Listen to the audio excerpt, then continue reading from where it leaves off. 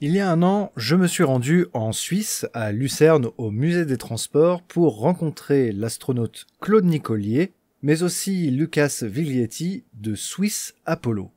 Alors, avant de passer à son interview, il fallait vraiment que je vous parle de l'événement qu'ils organisent en 2022, plus précisément les vendredis 18 et samedi 19 mars au Swiss Tech Convention Center de Lausanne. L'événement s'appelle Legends of Space.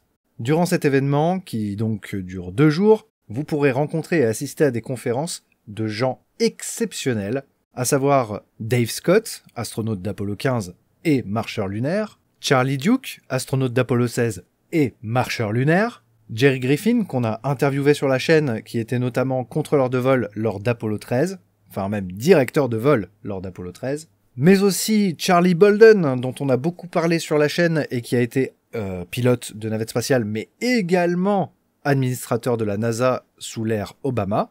Holly Readings, Chief Flight Director, donc grande chef des directeurs de vol à Houston. L'astronaute et ancienne directrice du Johnson Space Center, le docteur Helen Ochoa, qui accessoirement a aussi volé dans l'espace. Cathy Sullivan, première femme américaine à être sortie dans l'espace. Claude Nicollier, premier et seul astronaute suisse. Jean-François Clairvoy, je sais pas si on a encore besoin de le présenter.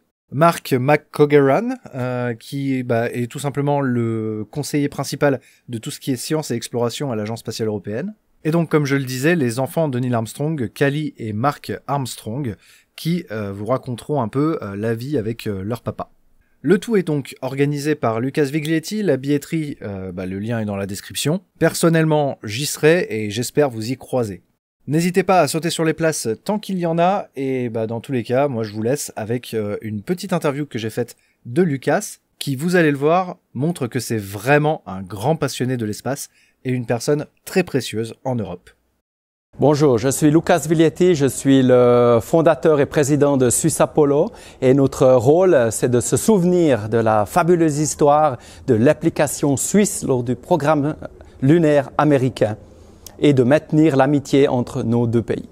En fait, cette passion m'est venue assez jeune parce que lorsque j'avais 4-5 ans, je me souviens de cet écran noir et blanc, de cette télévision avec le compte à rebours et mon grand frère me disait « Ben voilà, regarde, ce sont des fusées qui partent vers la Lune ». Donc ça m'a toujours intrigué. En plus, le soir, je voyais aussi cette pleine Lune dans le ciel et je me suis toujours posé cette question, mais c'est qui pour des personnages qui ont été là en haut et qu'est-ce qu'ils ont vécu, qu'est-ce qu'ils sont devenus. Et toute ma vie, j'ai essayé de trouver des réponses à mes questions de ma jeunesse. Alors le déclic, ça a été en 1981 lorsque j'ai eu la chance de rencontrer Jim Irvine qui était venu tout près de chez moi dans le Jura suisse. Et plus tard, en ayant la chance de devenir pilote de ligne, donc d'être souvent aux États-Unis, de petit à petit, j'ai rencontré des gens. La première personne, c'était Günther Wendt, lui-même m'a pris avec lui, rencontré d'autres astronautes et de fil en aiguille, ces liens d'amitié sont devenus de plus en plus forts avec certains d'entre eux et j'ai eu la chance de justement d'être assez proche de 10 des 12 marcheurs lunaires notamment. Alors, dès que les relations ont été établies, je me suis rendu compte qu'il y avait une possibilité de les inviter en Suisse. Donc, avec mon épouse Bettina, on a fondé Swiss Apollo en 2009 et nous avons commencé à créer des événements ici en Suisse et en Europe.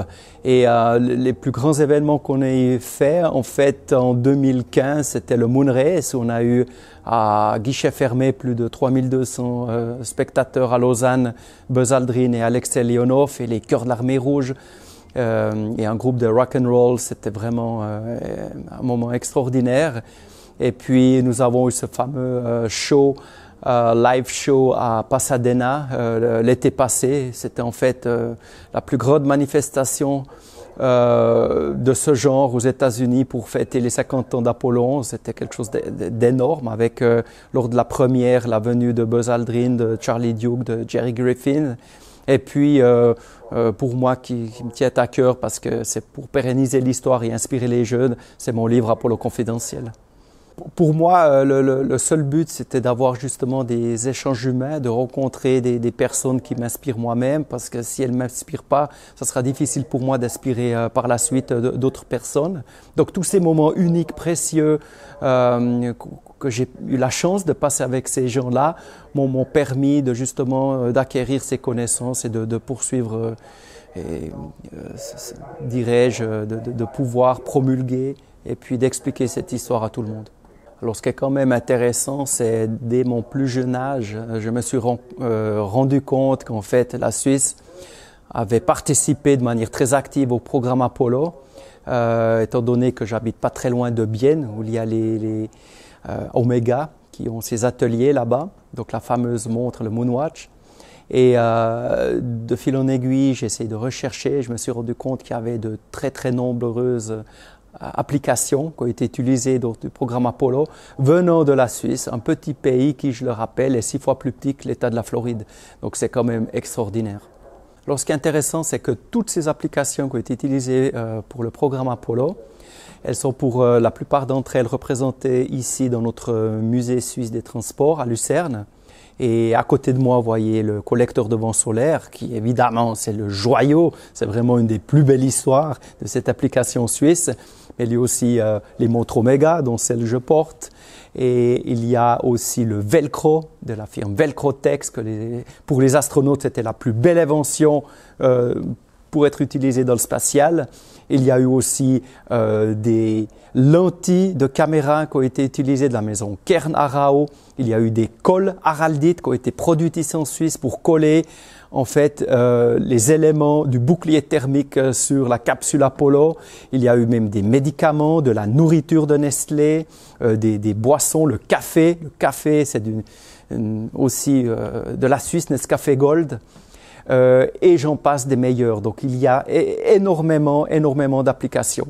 Et puis après, il y a eu des missions spatiales, ne serait-ce par exemple avec le Space Shuttle.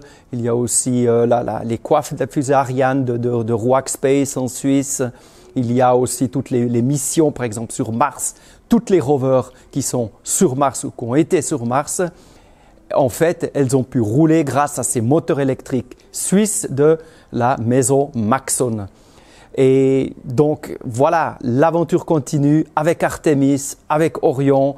Et là aussi, les entreprises suisses ont répondu présent et vont donner leur savoir-faire pour poursuivre cette magnifique aventure. Non, pour moi, c'est intéressant d'écrire Apollo Confidentiel parce que c'est véritablement le livre où je donne tout mon savoir, toutes ces expériences magnifiques que j'ai eues avec ces gens. Mais je tiens à le dire, ce n'est pas un livre qui me concerne, donc je garde toujours une distance. C'est toujours en fait une narration, une sorte de roman. C'est un livre qui se lit de belle manière parce que c'est écrit comme un roman. Et puis, c'est-à-dire qu'on va avec ces gens, on les suit depuis leur jeunesse et on ira sur la Lune avec eux. Et surtout, le plus important, de savoir qu'est-ce qu'ils ont retenu, qu'est-ce qu'ils sont devenus, quel est leur message pour l'avenir. Donc, toutes ces questions d'aspect humain du programme Apollo, ils sont dans ce livre. Donc, pour moi, ça me tient beaucoup à cœur. Et puis, évidemment, l'année passée, vu qu'on est en 2019, on fêtait les 50 ans du programme spatial, c'est important aussi d'écrire un petit livre de la Suisse à la Lune pour expliquer toutes ces applications qui ont été faites, que ce soit de manière de scientifiques qui ont travaillé pour les Américains, mais aussi les entreprises suisses, les universités, ou alors même, encore plus surprenant, c'est de savoir que 3 des astronautes Apollo sont d'origine suisse. Donc tout cela est dans ce petit livre pour un peu garder tout cela en mémoire.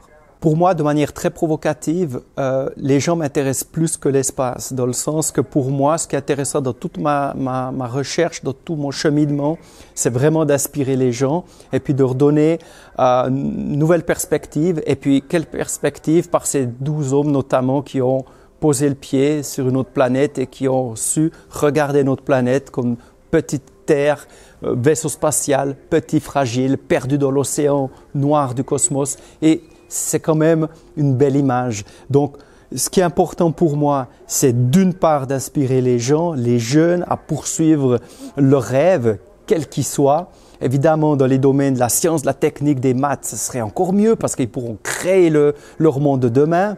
Mais aussi, ce qui est important, ce sont ces images d'Apollo, cette petite terre, et de se dire, mais hey, on est tous astronautes, on est 8 milliards d'astronautes sur ce magnifique vaisseau spatial Terre, et j'espère qu'un jour on s'en rende compte pour pouvoir y vivre en parfaite union et harmonie afin de préserver notre vaisseau spatial.